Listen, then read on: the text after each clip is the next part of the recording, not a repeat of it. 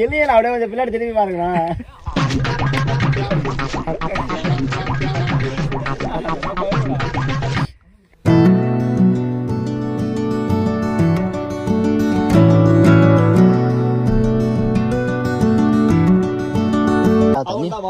திருப்பதினே போட்டு படாத பாடு பார்த்துட்டீங்க.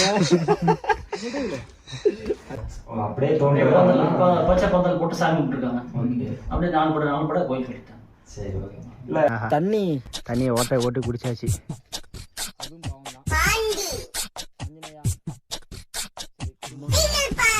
ஆமா, வாரத்தில் ஒரு நாள் சனிக்கிழமை தருவோம்.